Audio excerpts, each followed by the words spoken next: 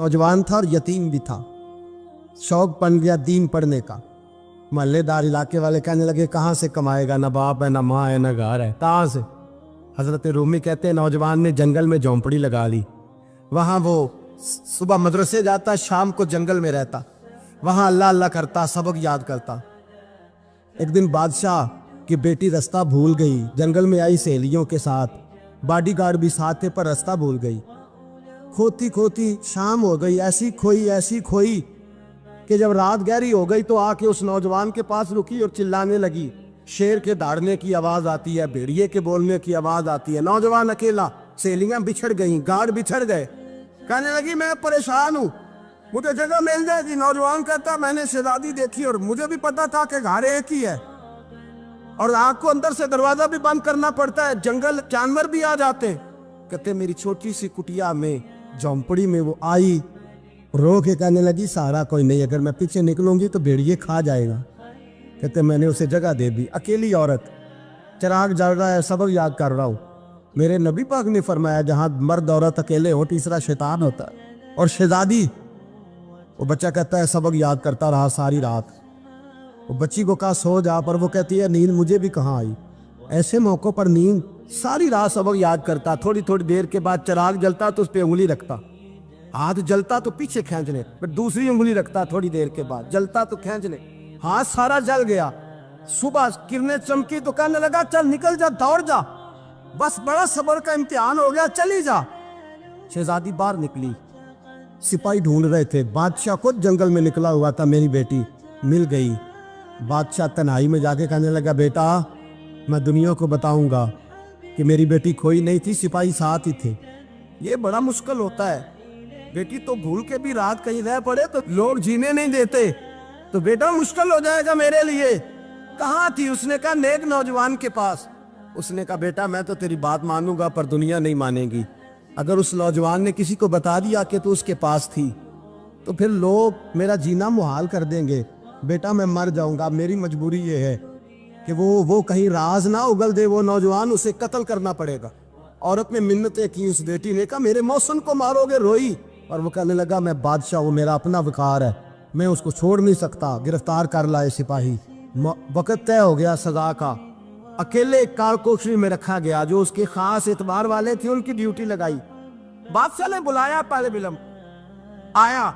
औरत कहने लगी, बेटी कहने लगी एक दफा तो बुलाओ ना, एक सवाल बस पर्दे में रह के पूछना है और फिर जो आपका जी चाहे, मेरे मौसम को मारना तो है, तो मर्जी आपकी। सामने खड़ा किया, नौजवान पर्दे के पीछे, औरत खड़ी हो गई। बादशाह बीच बैठ गया। बीबी कहने लगी सारी रात बेदार मैं भी रही, सोया तू भी नहीं। वो जो तू चिराग के करीब हाथ लगा के जलाता था वो समझ नहीं आई। नौजवान रो पड़ा, कहने लगा क्या करूं, मैंने रसूलुल्लाह का दीन पढ़ा है, क्या करूं, मैंने हुजूर का दीन पढ़ा है। मैंने पढ़ा है कि जानी को सबसे नीचे दोज़ख के सबसे निचले दर्जे में जलाया जाए, उसे जहन्नमियों का पीप और रेशा पिलाया जाए, कंद खिलाया जाए। ये रवायतें पड़ी हुई थी। थोड़ी थोड़ी देर के बाद शैतान मुझे कहता था बदकारी कर ले। मैं अपना हाथ उसी वक्त जब शैतान मशवरा देता तो मैं आग पे करता। मैं कहता अगर ये बर्दाश्त हो गई तो वो भी हो जाएगी। जब हाथ जलता तो मैं समझ जाता नहीं तुझसे तो ये नहीं बर्दाश्त होती तो वो कैसे होगी। फिर मुझे शैतान मशवरा देता कोई देख नहीं रहा, तो बुलाने नहीं गया, खुद आई, मैं दूसरी उंगली लगा देता। मैंने हाथ जलाया और मैं समझ गया जब छोटे से चिराग की इतनी सी शमा की आग नहीं बर्दाश्त होती तो दोज़ख कैसे बर्दाश्त होगी। कहता मैं बाज आया। बादशाह ने ये कहानी सुनी, लफ्ज सुने तो चीख मार के रोया। कहने लगा तालिब इल्म तू तो मेरे नबी का सच्चा गुलाम है, और मेरे रसूल के जो सच्चे गुलाम होते हैं उन्हें फांसियां नहीं दी जाती, उन्हें तख्त पर बिठाया जाता है। अब तुझे सजा नहीं होगी बल्कि मैं अपनी बेटी का निकाह तेरे साथ करूंगा और मेरे बाद इस सल्तनत का बादशाह भी तू ही बनेगा। अब वो नौजवान वहां नारे लगा रहा है, कहता लोगों तुम मुझे कहते थे दीन से क्या मिलता है, दीन से तो अल्लाह तख्त व ताज भी अता फरमा देता है। अगर नौजवान शर्मो हया वाले बन के रहे अल्लाह सारी इज्जतें दे देगा। देखे ना अल्लाह के फजल से इज्जत मिलती है, और जब कोई इज्जतदारों जैसा काम ही ना करे। एक बात और अर्ज करनी है पर वक्त थोड़ा रह गया। जवानों मैं ना जब कभी परेशान होता हूँ ना तो मैं ये वाली बात खोल के पढ़ता हूँ वाला, ये बात ढारस बनाती है। ढारस توانائی دیتی ہے, پورا مضمون باندھا ہے. اعلیٰ حضرت کہتے ہیں بہروپیہ تھا, مداری, روپ بدل بدل کے دکھایا کرتا تھا, بادشاہوں سے انعام لیتا تھا. ایک دن اورنگزیب عالمگیر کے پاس آ گیا, کہنے لگا میں روپ بدلوں گا, اگر آپ پہچان نہ سکے تو میں انعام لوں گا. آپ نے فرمایا میں کوئی ایسے ویسا بادشاہ نہیں, کہا مجھے دھوکہ دینا مشکل ہے. کہا نہیں میں روپ بدلوں گا. حضرت اورنگزیب عالمگیر بڑے نیک بادشاہ گزرے, بڑے پرہیزگار. وہ بہروپیہ کہنے لگا میں روپ بدلوں گا, آپ نہیں پہچان سکیں گے. فرمایا چل جتنا تیرے اندر زور ہے لگا لے.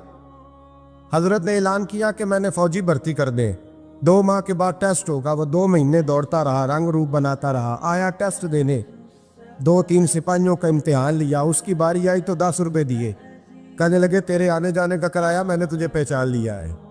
کچھ دنوں کے بعد جانے لگے سفر پر, تو بھکاری آ گئے خیرات مانگنے. اس نے بھی سارے منہ پر سیاہی مال لی, کپڑے پھاڑ لیے, سر کے بال مڈا لیے, پگے تک کٹا لی, بدرنگ ہو کے آیا.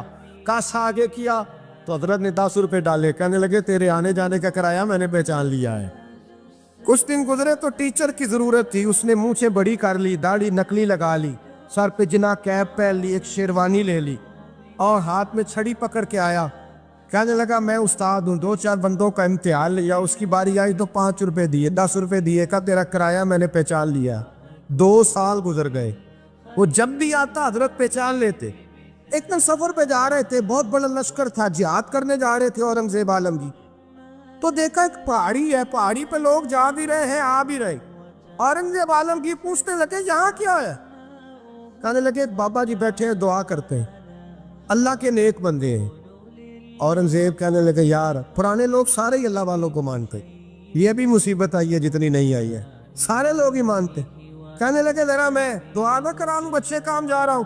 اورنگزیب بادشاہ تھے, بادشاہ لوگ نازک مزاج ہوتے ہیں. گھوڑے سے اترے, بڑی مشکل سے پہاڑی پہ چڑھے, اوپر گئے تو لائن لگی ہے. بابا جی غار میں بیٹھے, کہنے لگے میں نے ملنا, میں اورنگزیب ہوں. انہوں نے کہا ہمارا بابا اس طرح کا پیر نہیں کہ امیر آئے تو رنگ اور ہو, غریب آئے تو اور ہو. یہاں اگر ملنا ہے تو لائن میں لگ جاؤ, سب ایک جیسے. اب لائن میں کھڑے ہو گئے, 50 آدمی آگے تھے. کہتے ہیں 51واں نمبر تھا. تھک گیا دھوپ میں کھڑا کھڑا.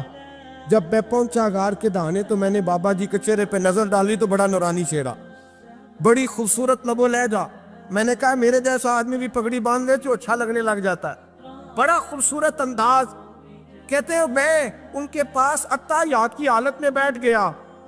میں نے کہا حضور میں جا رہا ہوں جہاد کرنے, دعا کرنا. بزرگوں نے ہاتھ اٹھائے, اللہ اس کی مدد فرما, دین کو غلبہ عطا فرما, اسے دین کا سچا پکا سپاہی بنا. پھر تھپکی دی, 2-4 نصیحتیں نکال ڈالی. دیکھنا ظلم نہ کرنا, زیادتی نہ کرنا, جب تم جیت کر نہ کرنا, غرور نہ کرنا, نصیحتیں بھی کر دی. کہتے ہیں اب جب میں اٹھا تو 2-4 دینار بطور نذرانہ مسلح کے نیچے رکھے, اور الٹے قدم جب میں غار سے اترا انہوں نے رومال جھاڑا اور اٹھ کے کھڑے ہو گئے. کہنے لگے آج نہیں تو نے پہچانا, آج نہیں تو نے پہچانا, میرا انعام بنتا ہے, آج نہیں پہچانا, لا پیسے. اورنگزیب کہنے لگا یار تو نے حد کر دی, کہاں چڑھا کہاں کھڑا رہا, دھوپ میں تھک گیا, کمال کر دی بھائی تو نے. پتا تو کیا لے گا, اب تو جلدی بتا, وہ کتنے لوگ پیچھے دھوپ میں کھڑے ہیں, لشکر سارا کھڑا ہے, کیا لے گا؟ اس نے کہا سب سے قیمتی ہیرے وہ ہے جو تیرے سر کے تاج میں لگے ہوئے, مجھے تیرا تاج چاہیے. او بھائیو سننا اور یاد رکھنا, میرے اعلیٰ حضرت کہتے ہیں بادشاہ نے سر کے اوپر سے تاج اتارا, بہروپیے کے قدموں میں رکھا اور کہنے لگے یہ لے, اور یہ تو تیرا مانگنے پر میں نے دیا ہے نا, میں واپس آتا ہوں تو آنا میں اپنی مرضی سے بھی تجھے دوں گا. تو نے اورنگزیب جیسے بندے کو دھوکہ دیا, آنا میں اس وقت بھی دوں گا. وہ دے کر بس بات ختم ہو گئی, حق ہو گئی. دے کر کہتے ہیں جب میں پلٹا نا واپس, بہروپیے نے آواز دی بادشاہ ٹھہر جا. تو میں نے پلٹ کے دیکھا تو کہنے لگے یہ اپنا تاج لے جا, اٹھا اور لے جا. میں نے کہا 2 سال بیت گئے تجھے محنت کرتے, آج قابو آیا تو لے جاؤ. کہنے لگا لے جا, مسئلہ سمجھ میں آ گیا. میں نے کہا مجھے بھی تو سمجھانا. کہتے ہیں وہ پھوٹ پھوٹ کے رویا, اس کی آنکھیں برس پڑی, سیلاب کی طرح آنسو بہہ نکلے, تڑپا اور رو کے کہنے لگا بادشاہ میں نے جھوٹ موٹ رسول اللہ کی غلامی اختیار کی تھی, جھوٹ موٹ کی داڑھی, جھوٹ موٹ کی پگڑی, جھوٹ موٹ کا فقر, میں نے جھوٹ موٹ نبی پاک کا لباس پہنا ہے, تو تیرے جیسے بادشاہوں کے تاج میرے قدموں میں آ گئے ہیں. अगर मैं सचमुच रसूलुल्लाह का गुलाम बनूंगा तो अल्लाह क्या कुछ अता फरमाए, अल्लाह कितनी नेमतों से नवाजे। मेरे आला क्या फरमाते हैं, आला हज़रत फरमाते हैं फरिश्ते भी करते हैं ताज़ीम मेरी। कौन जी? अल्लाह। ऐसा अकीदा भी कम मिलेगा जो बरेली के इमाम का अकीदा है, ऐसा भी कम। कहते हैं फरिश्ते भी करते हैं ताज़ीम मेरी। क्यों? फरमाने लगे फिदा हो के उन पर ये इज्जत मिली। बगदाद के एक दरवेश आलिम थे, तो वो जब भी नमाज पढ़ाते ना तो किसी ताजर की 2 बीवियों के बारे में दुआ मांगते। तवज्जो है मेरी बात पर? नमाज पढ़ाते तो कहते अल्लाह उस ताजर की 2 बीवियों को अपनी खास रहमतें अता फरमा। एक दिन लोग उनके गिर्द इकट्ठे हो गए, कहने लगे बाबा जी बताएं तो सही वो बीवियां कौन थी जिनके लिए आप दुआ मांगते? तो फरमाने लगे मेरे शहर का एक ताजर था, बहुत बड़ा ताजर था, मालदार था पर बे औलाद था। उसे बगदाद से मुल्क शाम जाना पड़ता था तिजारत करने, और कई कई महीने उसे शाम के मुल्क में रहना पड़ता था। उसने इस तरह किया कि वहां भी एक शादी कर ली। तो जो है ना मेरी बात पर, क्या कर लिया उसने? दूसरी शादी करना मर्द के लिए जायज़ है, तीसरी करना भी, चौथी करना भी भैया के वक्त, मगर अगर इंसाफ कर सके तो। अगर चारों में हम ना आधा मसला सुनते हैं और आधा ही बयान करते हैं, अगर इंसाफ ना कर सके फिर उसके लिए 4 जायज़, फिर वो एक ही रखेगा। तो अजीज दोस्त, दूसरा निकाह कर लिया, शादी हो गई। अब वो वहाँ कुछ ज़्यादा वक्त गुजारने लगा, मालदार आदमी था, बीवी को मकान भी लेके दे दिया। अब वो जरा देर से आता वापिस, और जब आता भी तो उसके वो वाले अंदाज ना होते जो पहले हुआ करते थे। अब बीवी से बड़ा जासूस भी कोई नहीं होता, उसको तो पहले पता चल जाता है कि माजरा क्या है, उसे बड़ी खबर होती है। तो उसने महसूस कर लिया कि बदले बदले से मेरी सरकार नज़र आते। वो कहने लगी अब के जब आता जाता है तो इसके हालात कुछ बदले बदले से हैं, माहौल कुछ और है। उसने एक बूढ़ा आदमी जो उसका अजीज़ भी था और समझदार भी था उसको तैयार किया। कहने लगी अब के जब मुल्क के शाम जाए ना तो इसका पीछा करना और ख़बर करना कि कहाँ रहता है, कहाँ जाता है, क्या करता है। वो बूढ़े बुजुर्ग जो थे वो खातून के कहने पर कुछ उसने किराया भी दिया। वो उस ताजर के पीछे गए और वापस आके खबर दी। कहने लगे कि ये तो 2-3 साल बीत गए, इसने वहाँ भी शादी की हुई है, तुझे बताया ही नहीं। बीवी बड़ी समझदार थी, हौसला मंद, ज़ीरत, उसने शोर नहीं मचाया। उसने कहा कि मैं ना अब जब आएगा ना तो तरीके से बात करूँगी और पूछूंगी कि ऐसा क्यों किया। और ये भी उसने आके बताया कि अगर तेरे साथ निकाह के बाद उसे औलाद नहीं मिली तो औलाद वहाँ भी कोई नहीं, कि मुकम्मल तफसीलात। अब जब इस दफ़ा खामद आया तो आते ही वो बीमार हो गया, कमज़ोर होने लगा। अब खातून ने मुनासिब नहीं समझा कि आते ही धड़ाम से मैं उसके सर पर ये ठोड़ दूँ कि तूने निकाह किया हुआ है और मुझे बताया नहीं। वो जरा तसल्ली में रही, कुछ वो बीमार था, हौसला रखा, खिदमत करती रही। कुछ दिन गुजरे तो वो ताजर इंतकाल कर गया, फौत हो गया। अब राज खोल न सका, इद्दत गुजारी, और जब सारा माल जमा किया ना तो अशरफियों की बोरियां भर गई। सारा माल उस बीबी का, 4 बोरियों में अशरफियां, 4। यहाँ तो पेट का दोज़ख है, माज़ अल्लाह, भरता ही नहीं।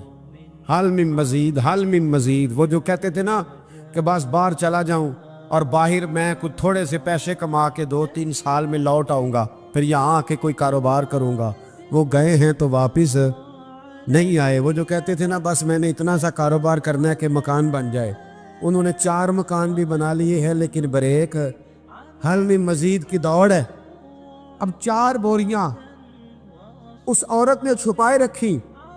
कोई बंदा नहीं जानता बगदाद में कि मुल्क के शाम में ताजर की दूसरी बीवी भी है। जब वो फारिग हुई तो उसने उस बूढ़े जासूस को फिर बुलाया और 2 बोरियां ऊंट पे रखी, खुद भी साथ बैठी और मुल्क के शाम गई। अल्लाह अकबर। वो बुजुर्ग कहते हैं मैं ऐसे नहीं दुआ करता। उसको जाके कहने लगी मैं अकेली वारिस नहीं हूँ, आधे की वारिस तू भी है।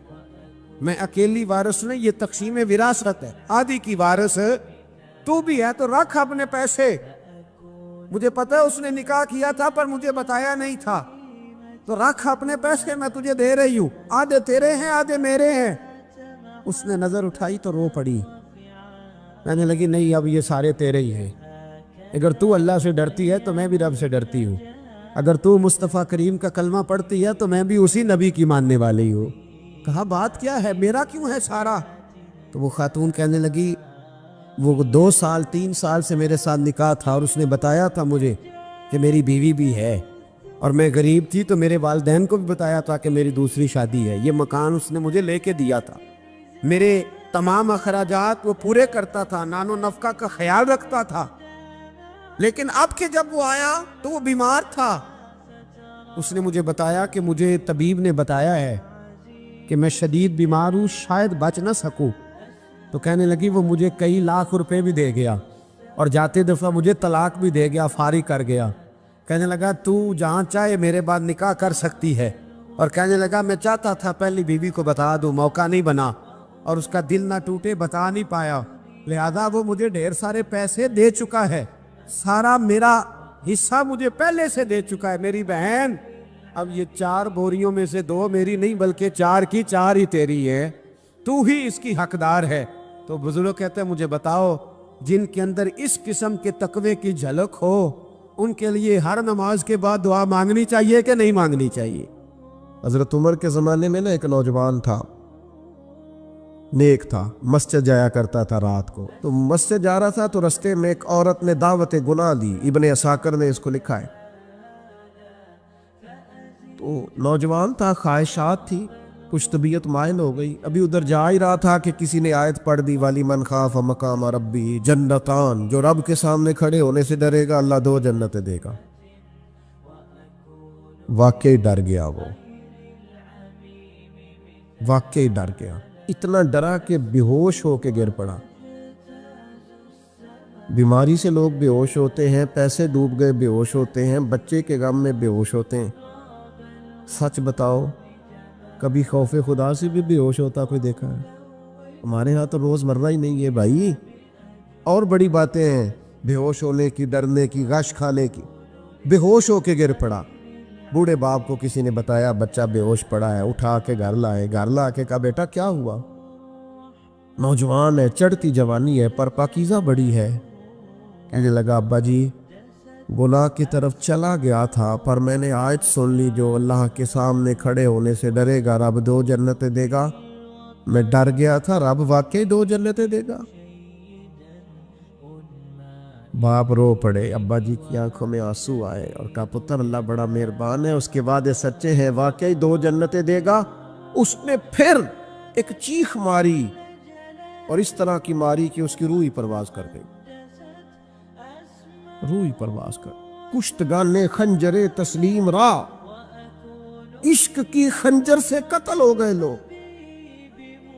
صبح حضرت عمر کو پتہ چلا کہ انہوں نے تو رات جنازہ بھی پڑھ دیا، تدفین بھی کر دی۔ جناب عمر فرمانے لگے اتنا نیک نوجوان خوف خدا سے دنیا سے چلا گیا، مجھے کیوں نہیں بلایا میں جنازہ پڑھتا؟ فاروق اعظم فرما رہے ہیں میرا شوق تھا میں اس کا جنازہ پڑھتا۔ کہ حضور